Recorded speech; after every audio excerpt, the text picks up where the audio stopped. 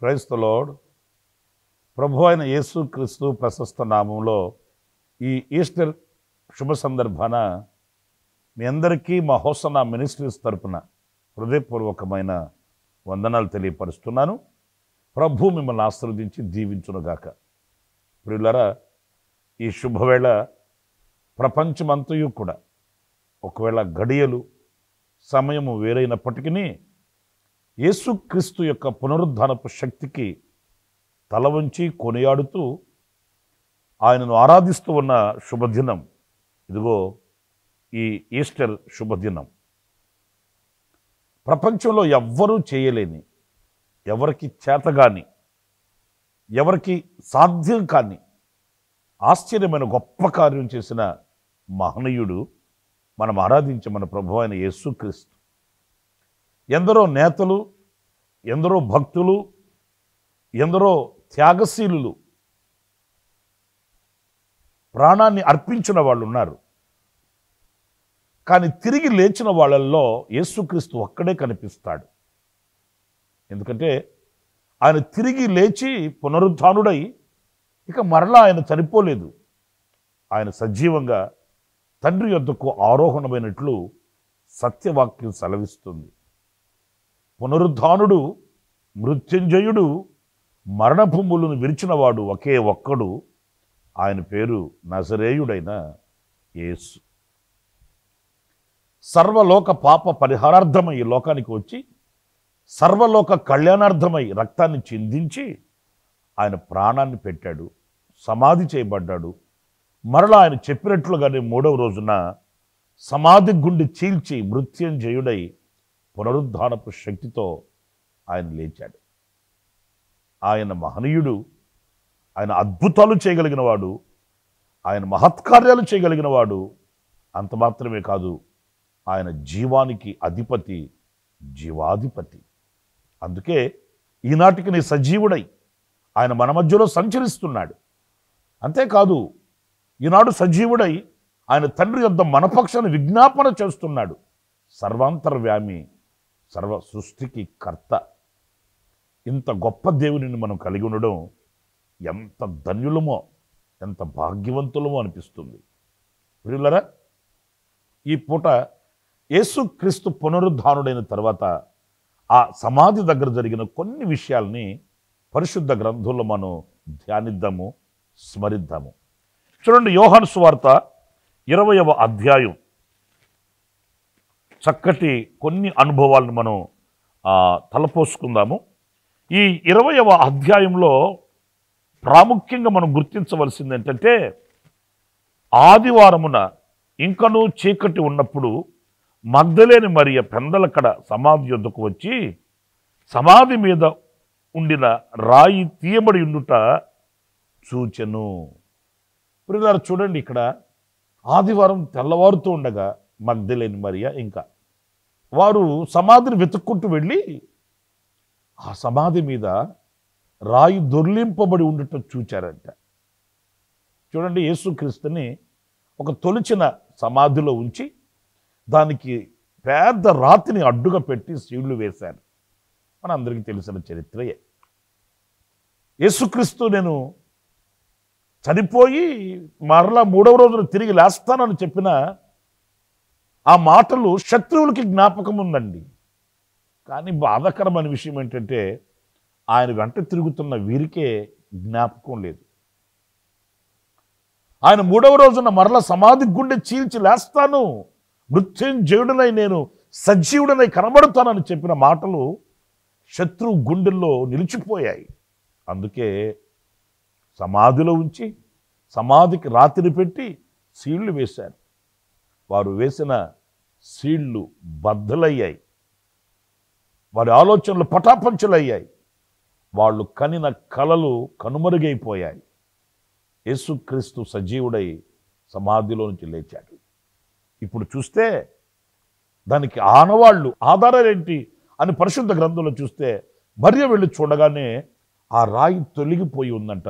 ఆ రాయి పక్కకు దొర్లింపబడి ఉందంట. నిజమే, యేసుక్రీస్తు పునరుద్ధానపు శక్తికి అడ్డుగా నిలిచినవి ఏవి కూడా నిలబడవండి.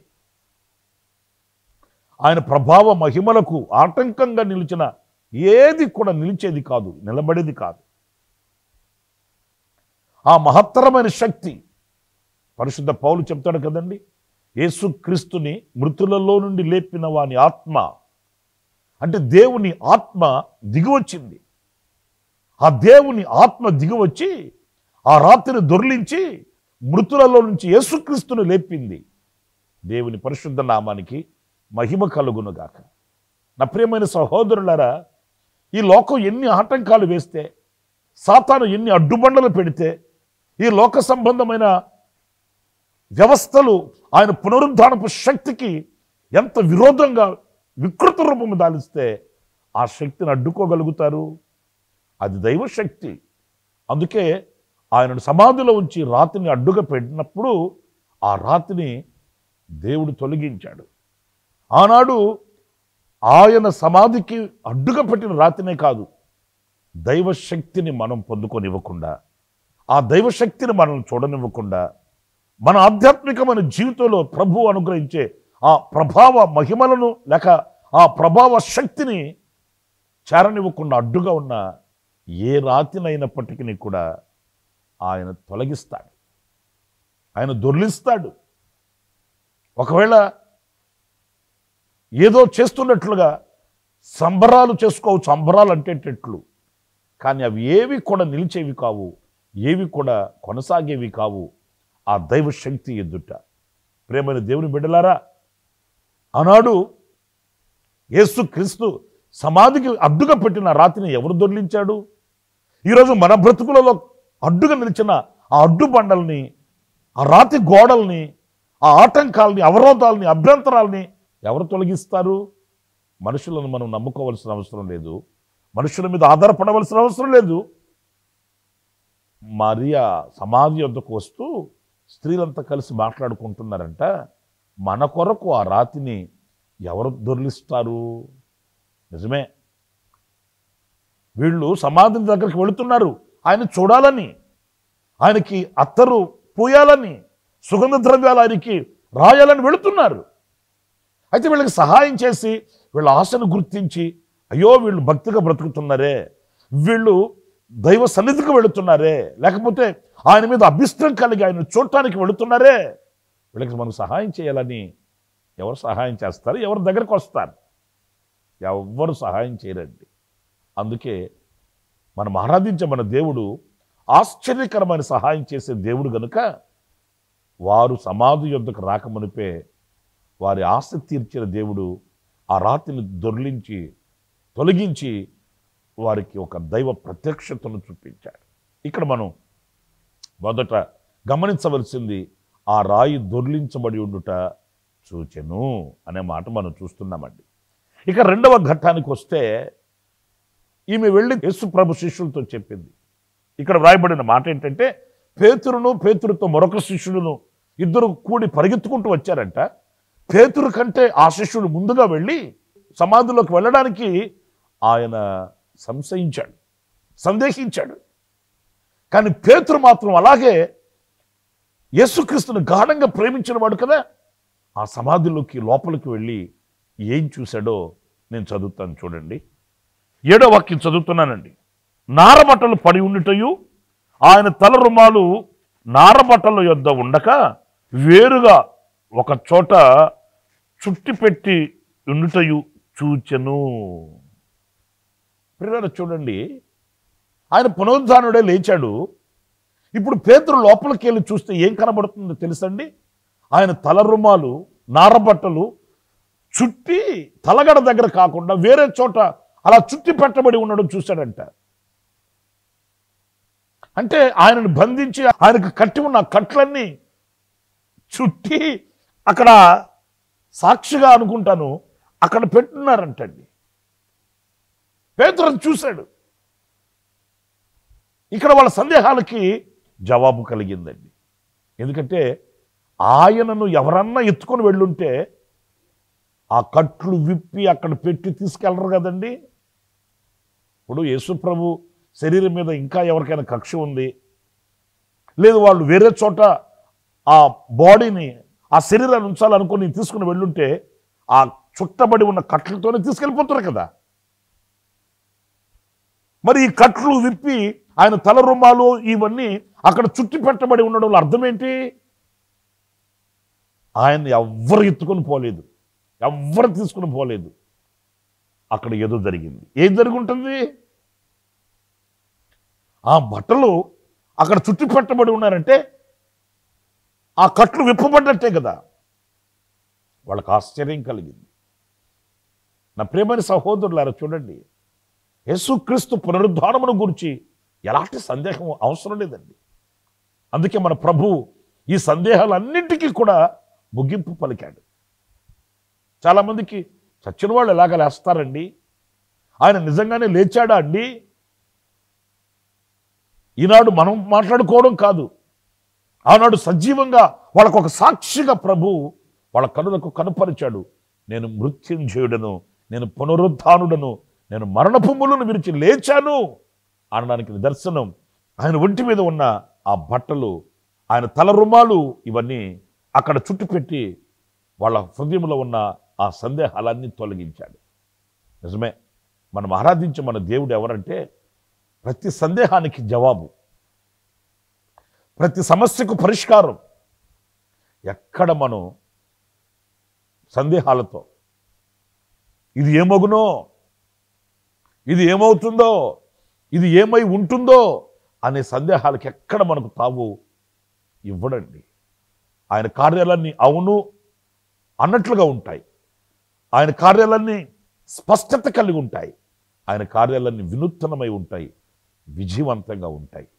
నా ప్రియమైన సహోదరులారా, యేసుక్రీస్తుని చిత్రహింసలు పెట్టి ఆయన వీపు నాగటి చాలువలే దున్ని రక్తపు ముద్దగా చేసి ఆయన మీద కక్ష తీర్చుకున్నారు.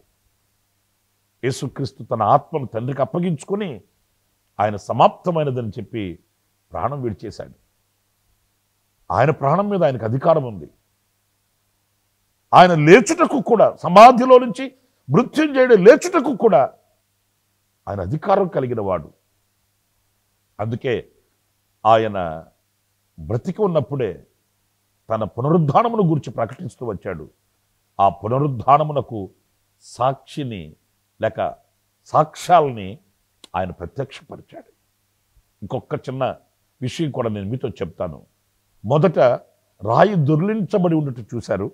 2, ఆయన తల రుమాలు చుట్టబడి ప్రక్కన పెట్టబడి ఉన్నట్టు చూచారట. ఇప్పుడు మరియ తల్లి ఆమె మరొక దృశ్యాన్ని చూస్తుంది. ఆ వాక్యాన్ని కూడా నేను మీకు చదివి వినిపిస్తాను. 11, 12 వాక్యాలు చదువుతున్నానండి 20వ అధ్యాయంలో. అయితే మరియ సమాధి బయట నిలిచి ఏడ్చుచుండెను. ఆమె ఏడ్చుచూ సమాధిలో వంగి చూడగా తెల్లని వస్త్రములు ధరించిన 2 దేవదూతలు యేసు దేహముంచబడిన స్థలములో తలవైపున ఒకడును కాళ్ళ వైపున ఒకడును కూర్చుండుట కనబడిను. పిల్లలు చూడండి, ఇప్పుడు మరియ తల్లి సమాధి లోపలికి వెళ్ళి మరొక దృశ్యాన్ని చూస్తుంది. పేతురేమో ఆయన తల రుమాలు ఒక చోట చుట్టబడి ఉన్నట్టు చూశాడు. ఇప్పుడు మరియ తల్లి ఏమో ఆ లోపల సమాధిలోకి వంగి చూస్తే ఈమెకి కనబడుతున్న దృశ్యం ఏంటి అనంటే, యేసుక్రీస్తు దేహం ఉంచిన ఆ చోట తల దగ్గర ఒక దేవదూత, కాళ్ళ దగ్గర ఒక దేవదూత కూర్చుండి ఉండుట చూచిందట. చూసారండి ప్రియమైన దేవుని బిడ్డలారా, పరిశుద్ధ గ్రంథంలో మన ప్రభు అయిన యేసుక్రీస్తుని గురించిన చరిత్ర సజీవమైనదండి. కల్పితాలు కాదు, కవితలు కాదు. కవితలకి కల్పితాలకి రుజువులు ఉండవు. కానీ యేసుక్రీస్తు యొక్క పునరుద్ధారపు శక్తి రుజువులతో కూడింది, సాక్ష్యాలతో కూడింది. అంతేకాదు మానవుని మేధస్సుకి అందనిది. ఈ మరియ తల్లి సమాధిలో వంగి చూడగానే ఆ దేవదూతలు ఆయన దేహం ఉంచబడిన చోట కూర్చుని ఉండుట. ఆమెను అడుగుతున్నారు, ఎందుకమ్మా నువ్వు ఏడుస్తున్నావు? ఎవరిని వెతుకుతున్నావు? సజీవుడైన దేవుడిని మృతులలో ఎందుకమ్మా నువ్వు వెతికేది? నిజం కదా? ఆ దేవదూతల సందేశం చూడండి. ఆయన సజీవుడు. ఏదో మనం చెప్పుకోవడం కాదు యేసు ప్రభు సజీవుడని, లేకపోతే అధికారులు చెప్పడం కాదు, నాయకులు చెప్పడం కాదు, బలవంతులు, సామంతులు, ఆసాములు, భూసాములు ఎవరో చెప్పారు అని కాదండి. సాక్షాత్తు దేవదూతలు చెప్తున్న సందేశం ఇది. ఇది మనుషుల నోట పలకబడిన, మనుషుల ఇచ్చలను బట్టి వ్రాయబడిన మాటలు కాదు సుమా. ఆ దేవదూతలు యేసుక్రీస్తు యొక్క పునరుద్ధానపు శక్తిని గురించి ప్రకటన చేస్తున్నారు. ఆయన సమాధిలో లేడు, సమాధిని గెలిచి లేచాడు. ఆయన మృతుల లోకాన ఉండేవాడు కాదు, సజీవులతో ఉండేవాడు. నేను ఒక మాట చెప్తానండి, మృతులకు సమాధులు ఉంటాయి, సజీవులకు నివాసాలు ఉంటాయి. సజీవులు సమాధిలో ఉండరు, మృతులు నివాసాల్లో ఉండరు. మృతులకు సమాధులు ఉంటాయి, సజీవులకు నివాసాలు ఉంటాయి. మన దేవుడు నివసించే దేవుడు. మన దేవుడు మృతులలో ఉండేవాడు కాదండి, ఆయన సజీవుడైన దేవుడు. ఎక్కడ ఇద్దరు ముగ్గురు చేరి ఆయన నామాన్ని స్తుతిస్తారో వాళ్ళ మధ్యలో ఉంటాడు. అదృశ్య దేవునిగా, ఆత్మస్వరూపిగా మనం మాట్లాడే ప్రతి మాటను ఆలకిస్తాడు ఆయన. మన హృదయ అభిలాషను తీరుస్తాడు. మన హృదయంలో ఉన్న ప్రతి ఆలోచనకు జవాబిస్తాడు. మనం ప్రార్థించినప్పుడు కన్నీళ్లు తుడుస్తాడు. మన మొర విని ఉత్తరం ఇస్తాడు. అలాంటి సజీవుడైన దేవుడిని మనం ఆరాధిస్తున్నామండి. దేవుని పరిశుద్ధ నామానికి మహిమ కలుగునుగాక. పిల్లరా, ఇక్కడ చూడండి, ఆ మరియ తల్లి ఆ దేవదూతల్ని చూసింది. ఆ దేవదూతలు ఆమెతో మాట్లాడుతున్నారు. కల కాదు, దర్శనం కాదు ఇది. ఆ దేవదూతలు ఆమెతో మాట్లాడుతున్నారు. మరియ తల్లి కూడా వాళ్ళతో మాట్లాడుతుంది. నా ప్రభుని ఎవరో ఎత్తుకెళ్ళిపోయారండి అట్లాగని చెప్పి. ఎంత ఆశ్చర్యమైన సంగతో చూడండి. నా ప్రియ దేవుని బిడ్డలారా, మన ప్రభు అయిన యేసుక్రీస్తు యొక్క పునరుద్ధానపు శక్తిలో ఉన్న రహస్యాలు. ఆఖరిగా ఇంకొక మాట కూడా నేను మీకు జ్ఞాపకం చేస్తాను. ఆమె ఎలాగా మాట్లాడి ఆ దేవదూతలతో ముచ్చటించి అలా వెనుకకు తిరిగి చూసిందంట. అంతలో ఏం జరిగింది చూడండి.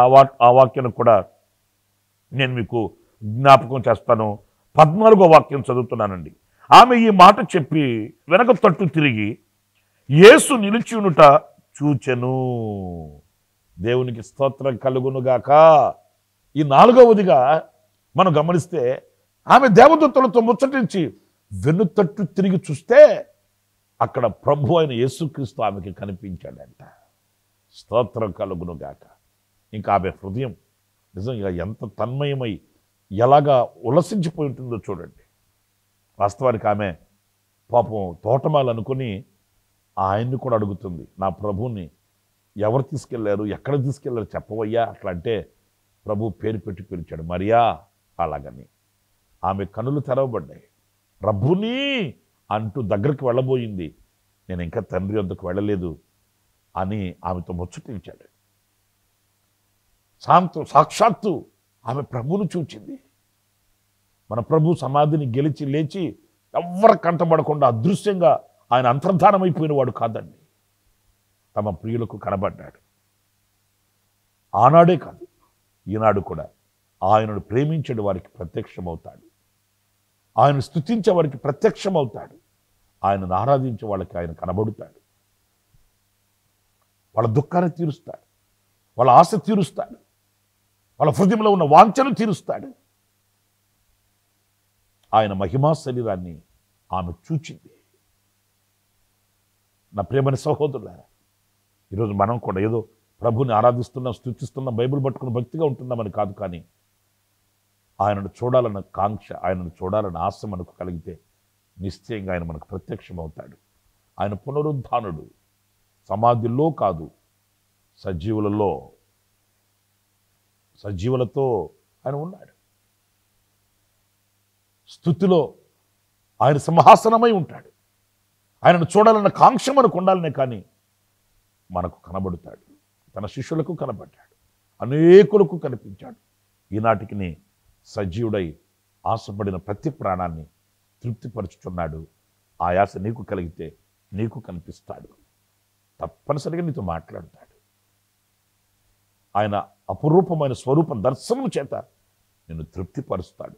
ఆశిద్దాం, ప్రార్థిద్దాం. ఈ ఈస్టర్ శుభ సందర్భాన ప్రభు సన్నిధిలో మొరపెడుదాం. తలలు వంచండి, కళ్ళు మూయండి. ఆశ్చర్యకరుడమైన తండ్రి, జీవాధిపతి అయిన ప్రభువా, నీకు వందనాలు నాయన. ఆనాడు మీరు సమాధిని గెలిచి లేచిన నాడు కలిగిన కొన్ని దృశ్యాలని మేము గమనిస్తూ వచ్చాము. రాయి దొర్లించబడి ఉండటం చూచారు, నీ తల రుమాలు చుట్టబడి ప్రక్కన పెట్టబడి ఉండటం చూచారు. అలాగే మిమ్మల్ని పడుకోబెట్టిన చోట కాళ్ళ దగ్గర ఒకరు, తల దగ్గర ఒకరు దేవదూతలు కూర్చుండి ఉండటం చూచారు. చివరికి మిమ్మల్ని చూడగలిగారు నాయన ఆనాడు మా పితరు. ఇదిగో ఈనాడు మా బ్రతుకులలో ఇలాంటి ఆధ్యాత్మికమైన విలువలను కలిగి మేము మిమ్మల్ని చూడగలిగినటువంటి ఆశతో, మిమ్మల్ని చూచి ఆనందించిన అనుభవాలతో మేము ముందుకు వెళ్ళడానికి సహాయం చేయండి. ఈ ఈస్టర్ శుభ సందర్భాన మా హృదయం ఉప్పొంగుతుంది స్వామి. మా కొరకు దిగివచ్చి, మా కొరకు శ్రమలను అనుభవించి, మాకు ప్రాణం పెట్టి, మీరు సమాధి చేయబడి మరల పునరుద్ధారుడవై మీరు లేచిన దేవుడు నాయన. అందుకు నీకు స్తోత్రాలు చెల్లిస్తున్నాను. ఎన్ని స్తుతులు చెల్లించినా మీ రుణం తీర్చుకోలేమే. ఇది ఆపాద మస్తకు నీకు అంకితం చేసుకుంటూ, మిమ్మల్ని చూడాలన్న కాంక్షతో మరొకసారి మీ పాదాల దగ్గర మొరపెట్టుకుంటూ, మిమ్మల్ని చూచిన ఆనందం చేత మా విశ్వాస జీవితం ముందుకు కొనసాగించుకోవడానికి సహాయం చేయమని, ఈ ప్రార్థనలో ఏకీభవించిన ఒక్కొక్కరిని ఆశీర్వదించి దీవించమని యేసు నామములో ప్రార్థించి వేడుకొనుచున్నాను తండ్రి. ఆమేన్, ఆమేన్. ప్రభు మిమ్మల్ని ఆశీర్వదించి దీవించునుగాక. మరి ముఖ్యంగా ఈ ఈస్టర్ శుభాభివందనాలు మీ అందరికీ తెలియపరుస్తున్నాను. ఆమేన్. ప్రతి దినము ఈ అనుదిన కృపాను సందేశాల కొరకు, ఇంకా మరిన్ని ఆత్మ సంబంధమైన సందేశాల కొరకు ఈ మా యూట్యూబ్ ఛానల్ ని సబ్స్క్రైబ్ చేసుకోండి. Pastor Ramesh, ministries.